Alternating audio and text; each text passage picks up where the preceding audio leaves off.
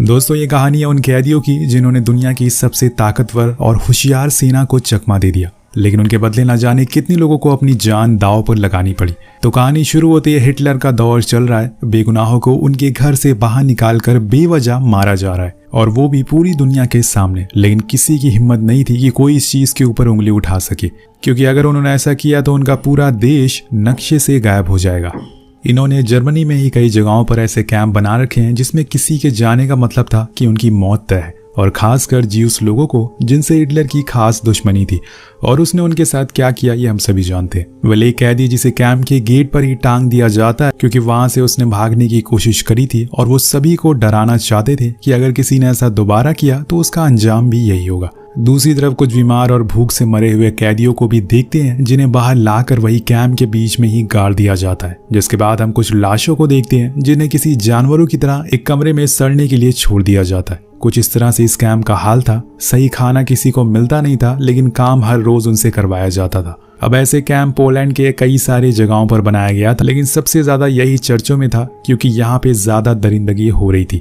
अगले सीन में हम हजारों की तादाद में नए कैदियों को देखते हैं जो अभी अभी इस कैंप में लाए गए। सबसे पहले तो उनके बाल काटे जाते हैं, जिसके बाद उन्हें दूसरे कपड़े दिए जाते हैं, और सभी को उनके नंबर दिए जाते हैं, क्योंकि इस जगह पे लोगों को उनके नाम से नहीं बल्कि उनके नंबर से पहचाना जाता है। ऐसा इसलिए होता है क्योंकि कैदियों की तादाद काफी ज्यादा थी, और ऐसे में इतने लोगों का नाम याद रख पाना आसान नहीं था। इसी में से हम दो लोगों को देखते हैं जिनके नाम थे फ्रेडी और वॉल्टर। ये भी आम कैदियों की तरह ही थे, लेकिन इनके अंदर शुरू से ही यहाँ से भागने का जुनून है।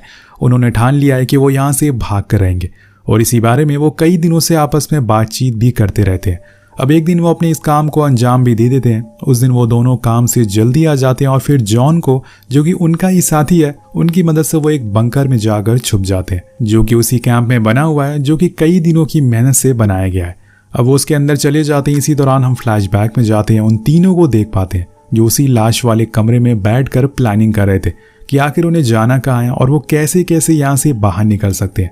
जॉन, जो कि उनके काफी करीब था, वो उन्हें बताता है कि तुम लोगों को कितने दिनों तक बंकर में रहना है और फिर यहाँ से बाहर निकलकर किसके पास जाना है। कहानी एक बार फिर से प्रेजेंट में आती है, जहाँ पर सभी कैदी अब काम से वापस आ रहे हैं और उनकी हाजिरी लगती है। उसी में से जेलर को पता चलता है कि बैरक नंबर 9 में से 2 कैदी गायब हो चुके हैं। ये पता लगते ही वो बौखला जाता है और सबसे पहले तो उस बैरक के हेड को बुलाता है और उनसे इस बारे में पूछता है, लेकिन उसके कुछ पता नहीं था, तो वो उसे इतना मारता है कि वो मर ही जाता है। जिसके बाद वो सभी कैदियों से भी पूछता है, लेकिन उन्हें भी कुछ पता नहीं था। तब वो सारी पेट्रोलिंग वाले कुत्तों को ऑर्डर दे देता है ताकि वो जल्दी से उन्हें ढूंढ सके। लेकिन जर्मन ज्यूस कैदियों को वहीं खड़े रहने को कहते हैं और बैरक नंबर 9 के लोगों से पूछताछ भी करते रहते हैं, लेकिन किसी को कुछ पता नहीं था। जिसके बाद उन्हें वहीं रात भर खड़ा हुआ छोड़ दिया जाता है, और वो भी इतनी ठंड में। अब कितने कैदियों को तो उनके कपड़े भी नहीं दिए जाते, उन्हें ऐसे ही बिना कपड़े के ठंड में रहने को बोल दिया जाता है, और अब अगले दिन का वेट किया जाता है। अगर वो कुछ नहीं बताते तो वो कुछ लोगों को जंगल में ले जाकर उन्हें जिंदा ही गाड़ देते हैं, और बस उनकी गर्दन ही बाहर रखी जाती है। फिर उनसे वही 2 लोगों के बारे में पूछा जाता है, लेकिन जब उन्हें कुछ पता ही नहीं होगा तो आखिर में बताएंगे क्या। और इस बात से वो ऑफिसर और ज्यादा गुस्सा हो जाता है। वो उनके सरों पर घोड़े चलवा देता है, जिससे कि वो सभी मारे जाते हैं। अब इसके बाद वो वापस आता है और उन्हीं खड़े हुए कैदियों से फिर से पूछने की कोशिश करता है, लेकिन ये तीनों भागने वाले थे, ये किसी को भी पता नहीं था। इसलिए सभी कैदी वही जवाब देते हैं कि उन्हें पता नहीं है, और उसी खड़े हुए कैदियों में से कई तो वहीं गिरकर मारे जाते हैं ठंड की वजह से, लेकिन उन्हें वहां से उठाया तक नहीं जाता। और वहीं अंदर ऑफिसर के दिमाग में खलबली मची हुई थी। उन्हें जल्द से जल्द उन कैदियों को ढूंढना है, क्योंकि अगर इस बारे में ऊपर बैठे लोगों को पता चल गया तो वो इन ऑफिसर को छोड़ेंगे नहीं, और इसीलिए अगले दिन ही छानबीन तेज कर दी जाती है। लेकिन वो दोनों अभी भी उस लकड़ी के बने हुए बंकर के नीचे छुपे हुए थे। पिछले कई दिनों से उन्होंने ना तो कुछ खाया था और ना ही पिया था, लेकिन आजादी के जज्बे ने ही उन्हें बस जिंदा रखा हुआ था। तभी उनके पास एक कुत्ता आ जाता और गुर्राने लगता है, लेकिन उसे पता चल चुका था कि जरूर कोई ना कोई यहाँ पे मौजूद है। लेकिन ये बात उसका हैंडलर समझ नहीं पाता और वो उसे लेकर वहां से चला जाता है। कुछ इस तरह से इन दोनों की जान बच पाती है। अब ऐसे ही कई दिन बीतने लगते हैं, लेकिन किसी को कुछ पता नहीं चल पा रहा। उन ऑफिसर को जरा भी अंदाजा नहीं था कि वो कैदी बाहर नहीं बल्कि कैंप के अंदर ही छुपे हुए। वहीं दूसरी ओर हम एक जर्मन ऑफिसर को देखते हैं जो एक कैदी को पकड़ कर लाता है, और वो उससे कहता है कि मैं जानता हूं कि तुमने ही उन दोनों को यहाँ से भागने में मदद करी है, लेकिन मैं तुम्हें इतनी आसानी से नहीं मारूंगा। बल्कि मैं तुम्हें हर रोज थोड़ा थोड़ा मारूंगा। दरअसल वो उसे बस डराना चाहता था जिससे कि वो उनके बारे में सब कुछ बता दे। तब तक वहां पे कुछ ट्रक्स आ जाते हैं जिसमें बहुत सी औरतें और बच्चे थे जिन्हें अब यहाँ पर कैद करके रखा जाएगा। लेकिन उन्हीं में से कुछ लोग भागने लगते हैं और उन पर अंधाधुंध गोलियां चलना शुरू हो जाती है, जिसमें कई सारे लोग मारे जाते हैं। लेकिन उन्हें कम से कम एक आसान मौत मिल गई थी। यहाँ रहते तो हर रोज थोड़ा थोड़ा करके मरते। अब कहानी आगे बढ़ती है और यहाँ हम बैरक नंबर 9 के कैदियों को देखते हैं जो अभी भी उसी जगह पर खड़े हुए थे। बाकियों को तो भेज दिया गया था, लेकिन उन्हें बिना खाना पानी के वहीं खड़ा रखा गया था। पर कुछ देर बाद वहाँ एक ऑफिसर आता है और वो उन सभी को काम पर भेज देता है। लेकिन उसके जाने के बाद हम 3 लोगों को देखते हैं जो वहीं पर पड़े हुए थे। उनकी भूख और ठंड से मौत हो चुकी थी। अब जिस जगह पर फ्रेडी और वॉल्टर रह रहे थे वो असल में लकड़ी रखने की जगह होती है जिसके नीचे ही ये लोग छुपे थे। लेकिन अब वो देखते हैं कि वहां पर और लकड़ियां लाई जा रही है और उनके ऊपर रखी जा रही है। इस बात से वो डर जाते हैं क्योंकि अगर ज़्यादा लकड़ियां हो गई तो वो बाहर निकल नहीं पाएंगे और यही मारे जाएंगे। इसलिए उन्हें अब सही समय देखकर यहाँ से जल्द निकलना होगा क्योंकि कुछ ही दिनों में बर्फ गिरने वाली है और ऐसे में लकड़ियों का बोझ काफ़ी ज़्यादा हो जाएगा। इधर सभी कैदी काम से वापस आ जाते हैं और उन्हें अपने कैंप में भेज दिया जाता है। लेकिन वो बैरक नंबर 9 के लोगों को फिर से वहीं खड़ा कर दिया जाता है उसी खून जमा देने वाली ठंड में। लेकिन यहाँ वो ऑफिसर हार नहीं मान रहा था। वो हर रोज़ वही चीज़ करता है जिससे कि वो कैदी डर जाए, उनके बारे में बता दे। यहाँ तक कि वो उनके सामने एक ज्यूस को ला कर खड़ा कर देता है और कहता है कि मैं इसे यही मार दूंगा अगर किसी ने कुछ नहीं बताया।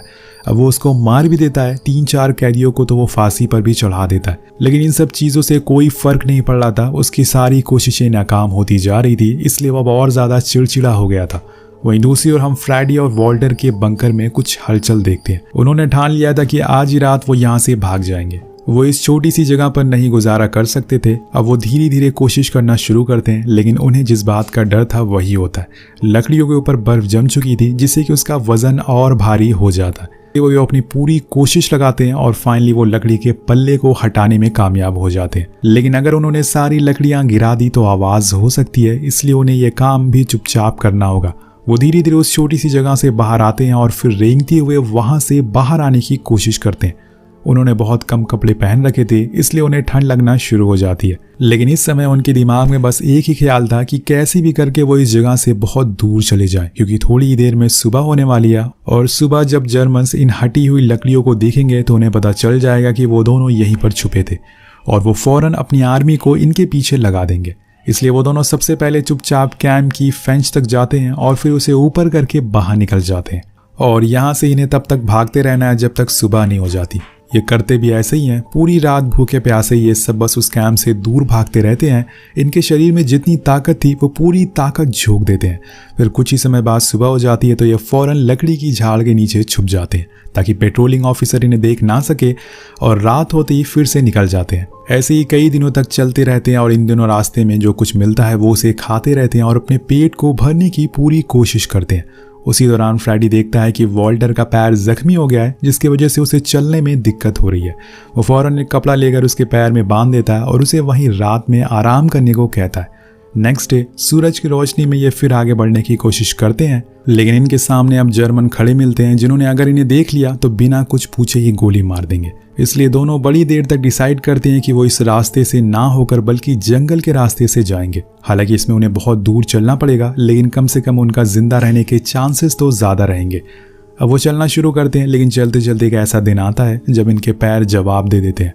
दोनों ही एक पत्थर के सहारे से वहां आराम करने के लिए रुकते हैं, पर कुछ ही देर बाद किसी के कदमों की आवाज आती है, जिसे सुनकर इनकी सांसें रुक जाती है और दिल की धड़कनें तेज हो जाती है। शायद इनकी मौत इनके पास आ रही है। लेकिन जब वो वहाँ खड़े होकर देखते हैं तो असल में वहाँ एक लड़की थी जो इन्हें देखकर ज्यादा शॉक नहीं होती, जैसे कि उसे पहले से पता था कि ये लोग कहीं से भाग कर आ रहे हो, और वो ज्यादा कुछ रिएक्ट नहीं करती और उन्हें सबसे पहले तो कुछ खाने को देती है जिससे कि वो अपनी भूख मिटाते हैं। अब इन दोनों के खाने के तरीकों को देखकर वो लड़की समझ जाती है कि असल में ये लोग कई दिनों से भूखे हुए हैं, और उनके कपड़े को देखकर उनके हालातों को भी समझ जाती है। इसलिए घर जाकर वो उनके लिए कुछ जूते और कपड़े लेकर आती है। वो उन्हें अपना नाम तो नहीं बताती और उन्हें ये भी नहीं बताती कि वो ज्यूस है या फिर जर्मन है। शायद उसके लिए चीज़ें मायने नहीं रखती। अगर वो यही सब चीज़ें सोचती तो इन दोनों की कभी मदद नहीं कर पाती। उसके लिए इंसानियत इन सब चीज़ों से ऊपर आती है। कुछ समय के बाद वो लड़की देखती है कि एक जर्मन ऑफिसर उनके काफ़ी करीबी खड़ा होकर स्मोक कर रहा है। इसलिए वो उन दोनों को एक सेफ जगह पर ले जाती है और वहाँ उनके बारे में पूछती। तब फ्रेडी बताता है कि वो ऑस्विच कैंप से भागे हुए हैं और उनके पीछे पूरी जर्मन सेना पड़ी है। उन्हें कैसे भी करके स्लोवाकिया तक पहुंचना है जहां पर वो सेफ रह सकेंगे, लेकिन उससे पहले उन्हें पोलैंड का बॉर्डर क्रॉस करना पड़ेगा जिसमें काफ़ी खतरा है। तब वो लड़की अपने दोस्त से बात करती है और उसे इन लोगों के बारे में बताती है। अब उसका दोस्त इनकी मदद करने के लिए मान जाता और इनके साथ अगले दिन चलने लगता। लेकिन अगर किसी जर्मन ने उसे इन दोनों की मदद करते हुए देख लिया तो उसे भी मार देंगे। पर अभी वो इन सब चीज़ों के बारे में नहीं सोच रहा था। वो उन दोनों को कैसे भी करके बॉर्डर के करीब ला देता है और फिर अपने घर चला जाता है। लेकिन यहाँ हम देखते हैं कि वॉल्टर के अंदर अब इतनी ताकत नहीं बची है कि वो चल सके। तब फ्रेडी उसे आज़ादी का लालच देते हुए कहता है कि अगर तुम यहीं पे आराम करने के लिए रुक गए तो वो लोग हमें आकर मार देंगे और हमारे इतनी दिनों का संघर्ष बर्बाद हो जाएगा।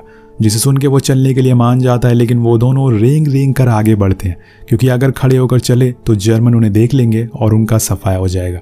लेकिन इतनी सावधानी के बावजूद उन्हें कुछ हलचल होती है। उन्हें ऐसा लगता है कि शायद उनके पीछे कोई आ रहा है, तो वो खड़े हो जाते हैं और तेजी से भागना शुरू करते हैं।